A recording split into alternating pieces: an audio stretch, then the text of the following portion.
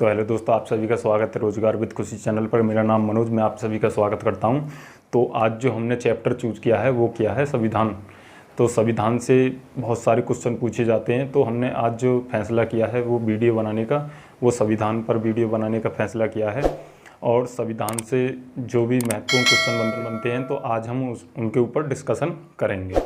तो चलिए दोस्तों देखते हैं। तो सबसे पहले देखते हैं जो संविधान सभा, तो संविधान सभा कहाँ से आई और संविधान सभा का कैसे गठन हुआ, तो आज हम उसे पढ़ेंगे। तो सबसे पहले देखते हैं दोस्तों कि संविधान सभा का गठन कैसे हुआ। तो ब्रिटिश अंग्रेज़ों द्वारा एक कैबिनेट मिशन पास किया गया। कैबिनेट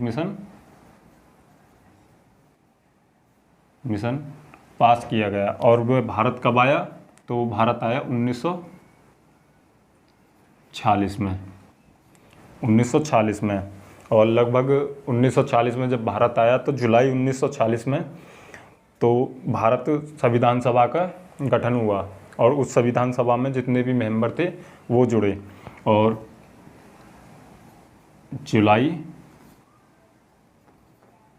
1940 में संविधान सभा का गठन हुआ। और इसमें अन्य अन्य प्रांतों से, क्षेत्रों से जितने भी मेंबर आए उन मेंबरों के बारे में देखते हैं। तो टोटल जो मेंबर थे, कुल मेंबर वो कितने थे, तो कुल मेंबर 389।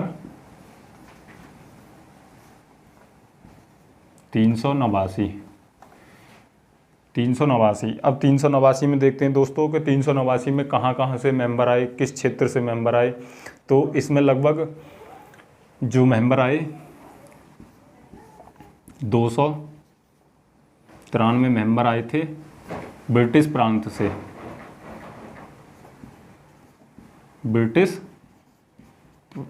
से। और 92 मेंबर देसी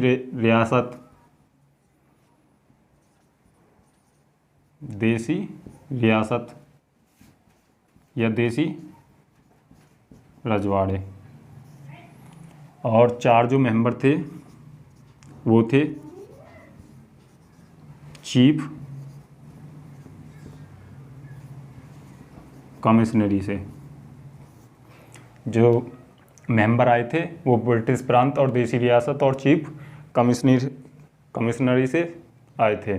और इन मेंबरों की बात करें तो जो जिस क्षेत्र से ये मेंबर आते थे उस क्षेत्र में जो मनोनयन किया जाता था वो लगभग 10 लाख जनता के ऊपर किया जाता था।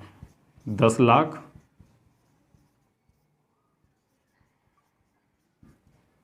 जनता पर एक सदस्य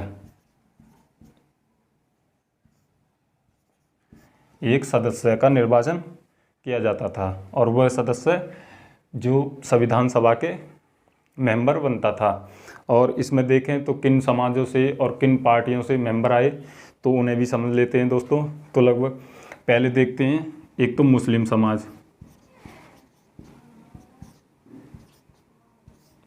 समाज और दूसरा सिख समाज और तीसरा सामान्य।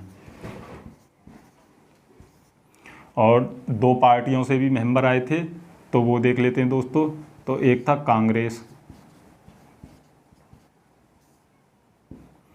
कांग्रेस और दूसरा था मुस्लिम लीग। अब कांग्रेस को जानती हैं दोस्तों, कांग्रेस के सबसे ज़्यादा मेंबर थे। तो कांग्रेस से सबसे ज़्यादा मेंबर आए थे। और जो ये संविधान सभा जितने भी मेंबर आए थे और संविधान सभा में इन्होंने पार्टिसिपेट किया था, तो उन पार्टिसिपेट में देखते हैं कि इसकी पहली बैठक कब हुई, दूसरी कब हुई, तो वो देखते हैं दोस्तों। तो संविधान सभा का जो जुलाई में संविधान सभा का गठन हुआ। और इससे देखते हैं दोस्तों तो 9 दिसंबर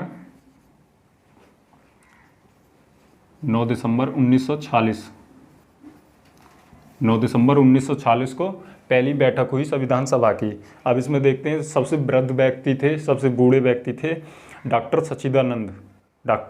सच्चिदानंद। तो उनको अस्थायी अध्यक्ष बनाया गया।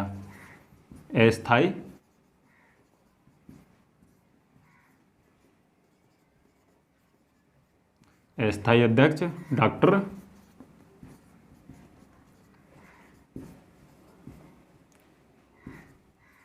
सच्चिदानंद को बनाया गया, सच्चिदानंद सिन्हा को बनाया गया।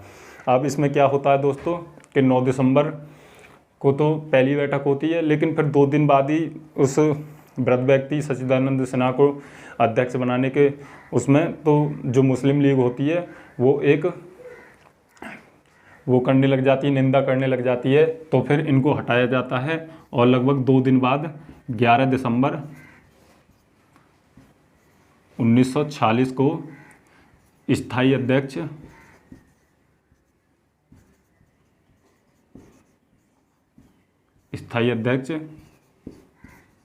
डॉक्टर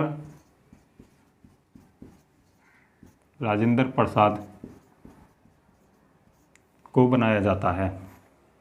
अब इसमें देखें दोस्तों, तो इससे जो पहली बैठक हुई थी 9 दिसंबर 1946 को, तो इससे ही काफ़ी क्वेश्चन पूछे जाते हैं। ऑब्जेक्टिव में कई बार पूछ लिया गया है कि संविधान सभा की पहली बैठक कब हुई थी, तो 9 दिसंबर 1940 को। और इसके अस्थायी अध्यक्ष के ऊपर भी क्वेश्चन पूछे जाते हैं और स्थायी अध्यक्ष के ऊपर भी क्वेश्चन पूछे जाते हैं। तो बहुत लोग होते हैं जो गलत क्वेश्चन करे जाते हैं। स्थायी अध्यक्ष की जगह किनको करे जाते हैं? Doctor B.R. अम्बेडकर को। और होते कौन हैं? तो वो doctor Rajendra Prasad. Doctor B.R. Ambedkar को हम आगे पढ़ेंगे, वो किस समिति के अध्यक्ष थे और उनका क्या योगदान था संविधान में, तो उन्हें हम आगे पढ़ेंगे। तो पहले इन दो को पढ़ लेते हैं दोस्तों, अस्थायी अध्यक्ष और स्थायी अध्यक्ष। अब इससे क्या होता है कि लगभग 2 दिन बाद ही 13 दिसंबर 1946 को ही जो डॉक्टर जवाहरलाल नेहरू होते हैं, जवाहरलाल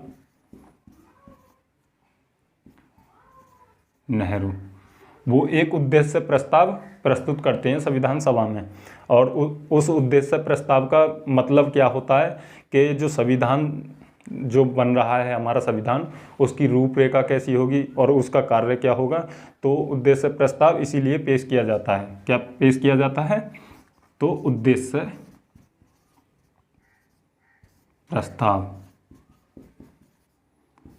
प्रस्ताव प्रस्तुत किया जाता है। और वो पास कब होता है? तो वो पास होता है 22 जनवरी 1947 को पास होता है। तो हमने जो पढ़ा था वो संविधान सभा के बारे में हमने यहाँ तक पढ़ लिया। लेकिन अब इसमें देखते हैं कि जो इस संविधान सभा को चलाने वाले अन्य मेंबर होते हैं, तो उन अन्य मेंबरों को संचालन या सलाह देने के लिए एक समिति बनाई गई थी, सलाहकार समिति। तो उसे भी देख लेते हैं दोस्तों। तो सलाहकार समिति देख लेते हैं दोस्तों। तो सलाहकार समिति थी एक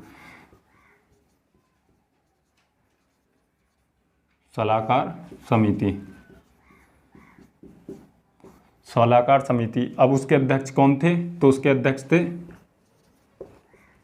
B.N. राव। इनसे भी क्वेश्चन पूछ लिया जाता है कि संविधान सभा में सलाहकार समिति के अध्यक्ष कौन थे, तो वो थे B.N. राव। अब इसमें देखते हैं दोस्तों कि इसमें अन्य भी समिति जो संविधान सभा में लगभग 13 समितियों ने भाग किया था। तो 13 समितियां, कुल कितनी समितियों ने भाग लिया था इसमें? तो कुल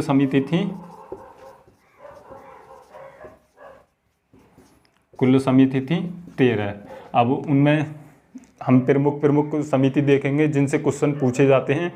तो प्रमुख समिति पढ़ लेते हैं एक बार दोस्तों। तो सबसे पहले आती है संचालन समिति। जो इस संविधान सभा में जो मेंबर थे उनको कार्य करने के लिए संचालन समिति बनाई गई थी, उसे पढ़ लेते हैं दोस्तों। तो संचालन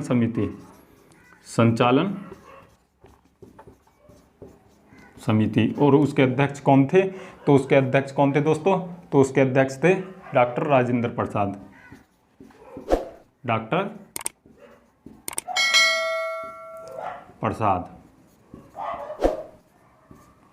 राजेंद्र प्रसाद।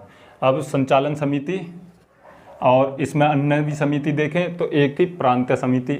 और प्रांतीय समिति के अध्यक्ष कौन थे? प्रांत समिति के अध्यक्ष कौन थे?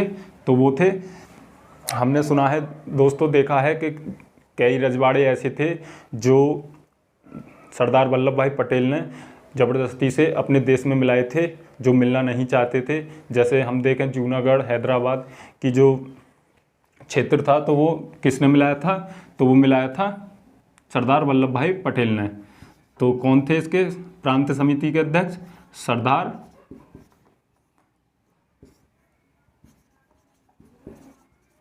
वल्लभ भाई पटेल। और इसके अलावा और देखें दोस्तों तो एक थी संघीय समिति, संघीय शक्ति समिति, और इसके जो अध्यक्ष थे वो कौन थे? तो वो थे प्रधानमंत्री। और उस टाइम पर प्रधानमंत्री कौन थे? तो जवाहरलाल नेहरू। कौन थे दोस्तों? तो वो थे पंडित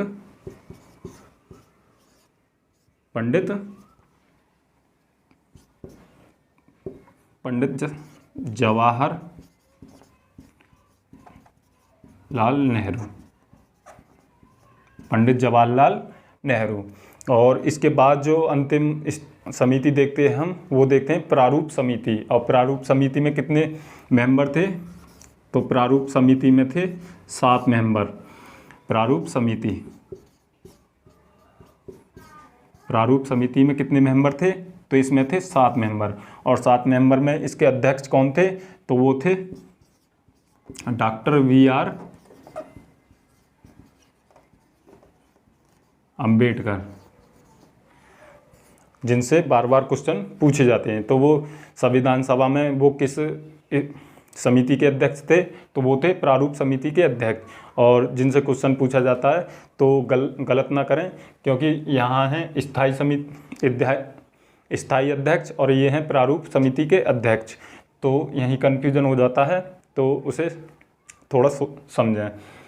तो अब देखते हैं डॉक्टर V.R. अंबेडकर से और क्या क्वेश्चन बनते हैं। तो जो डॉक्टर V.R. अंबेडकर थे, जिस क्षेत्र से आते थे, और हम देखते हैं आगे पढ़ेंगे थोड़ा सा, तो डॉक्टर V.R. अंबेडकर किस क्षेत्र से आते थे या किस राज्य से आते थे? तो इस संविधान सभा में किस क्षेत्र से आते थे? तो वो आते थे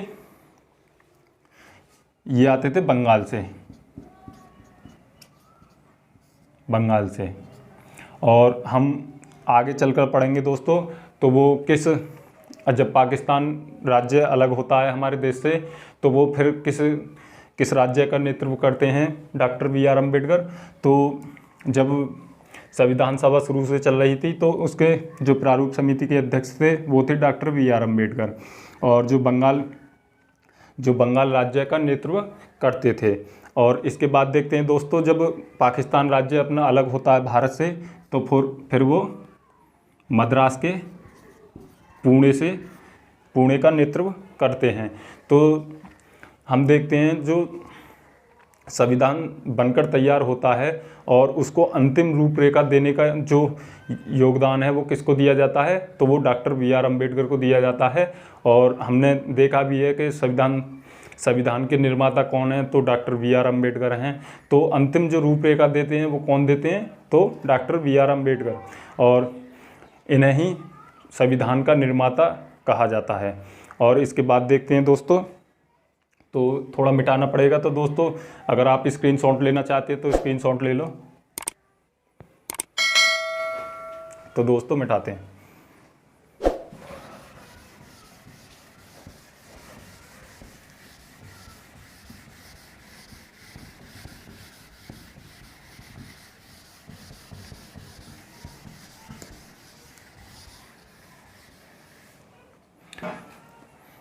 तो दोस्तों अब चलते हैं हम तो ये संविधान कितने दिनों में बनकर तैयार होता है तो उसे पढ़ लेते हैं दोस्तों। तो संविधान लगभग 2 वर्ष 11 माह और 18 दिन में बनकर पूर्ण तैयार होता है। तो लगभग देखने से लगता है 2 वर्ष 11 माह, लगभग 3 वर्ष में जो संविधान है वो बनकर तैयार होता है। तो इससे पता चलता है कि जो हमारा देश था वो लगभग 200 सालों से लंबी गुलामी झेल रहा था। अब 200 सालों से लंबी गुलामी झेल रहा था, तो हमें लगता है कि ऐसा संविधान अगर हम बनाकर तैयार करते कि जिसका उल्लंघन बार बार होता तो वो काफ़ी सोचनीय होता।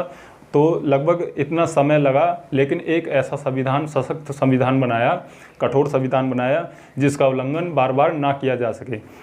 और हम वर्तमान में भी देखते हैं तो संविधान से जो हमारा देश है वो लोकतंत्र, और लोकतंत्र के बारे में देखते हैं तो हमारा जो देश है वो विश्व में सबसे पहले नंबर पर है लोकतंत्र के बारे में। भारत देश एक लोकतंत्र देश है।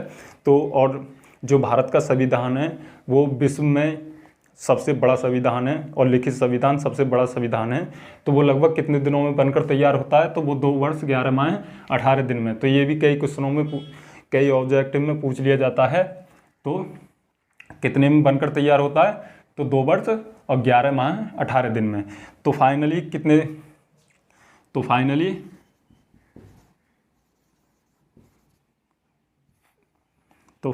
26 नवंबर 1949 को यह संविधान पारित या अंगीकृत कर लिया जाता है। अब इसमें देखते हैं दोस्तों, तो 26 नवंबर को कुछ ऐसे अनुच्छेद होते हैं, जैसे मौलिक अधिकार या कह सकते हैं हम, तो जो 15 के लगभग ऐसे अनुच्छेद होते हैं जो 26 नवंबर 1949 को लागू कर दिए जाते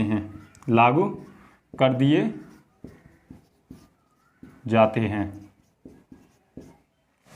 और इसके बाद देखें दोस्तों, तो 2 महीने बाद, जस्ट 2 महीने बाद 26 जनवरी 1950 को संविधान पूर्णतः लागू कर दिया जाता है। पूर्णतः लागू कर दिया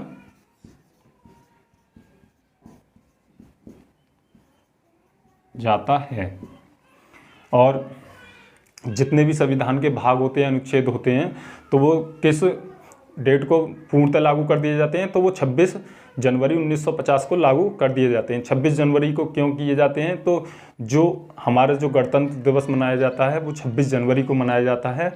और इसे देखें तो जब ये पूर्णतः लागू कर दिया जाता है तो इसमें देखते हैं दोस्तों, तो इसमें एक और पॉइंट नोट करेंगे दोस्तों, जो ये कुछ अनुच्छेद जो पारित होते हैं तो इनमें कितने लोग हस्ताक्षर करते हैं? तो वो लगभग 284 मेंबर हस्ताक्षर करते हैं। तो अब देखते हैं दोस्तों, जब ये बनकर तैयार हो जाता है तो इसमें क्या मिलता है? तो देखते हैं दोस्तों, तो 395 अनुच्छेद और 22 भाग और 8 अनुसूची। इस संविधान में जब ये बनकर तैयार होता है तो इसमें कितने 395 अनुच्छेद और 22 भाग और 8 अनुसूची। और अगर वर्तमान में देखें दोस्तों तो अनुच्छेद ऐसे के ऐसे ही रहे और भाग भी ऐसे के ऐसे रहे, लेकिन वर्तमान में अनुसूचियों की संख्या में इजाफा हुआ। लगभग कितनी हो गई? वो 12 अनुसूची हो गई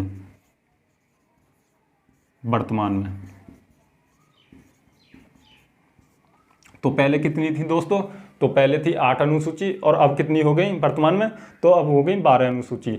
और इनसे जो क्वेश्चन बनते हैं, अलग भी 1-2 क्वेश्चन बन जाते हैं, तो वो भी पढ़ लेंगे दोस्तों। तो जब पाकिस्तान अलग होता है तो इसमें टोटल शुरू में कितने मेंबर होते हैं? तो हमने पढ़ा था दोस्तों, तो शुरू में कितने मेंबर होते हैं इसमें? तो शुरू में होते हैं इसमें 389 मेंबर। जब पाकिस्तान अलग होता है तो पाकिस्तान अलग होने के साथ कितने मेंबर बचते हैं इसमें? तो इसमें बचते हैं 299 मेंबर। तो ये भी नोट कर लेंगे दोस्तों। तो हमने ये पहला वीडियो बनाया है दोस्तों, तो ये पसंद आए तो हमें लाइक करें, सब्सक्राइब करें और कमेंट में भी बताएं हमें कि कैसा लगा वीडियो। तो 1-2 वीडियो आएगी और उसके जो कमेंट में बताएं, तो फिर चैप्टर बाय चैप्टर हम पूरे संविधान को आगे भी बढ़ाएंगे क्रम में। तो थैंक यू दोस्तों।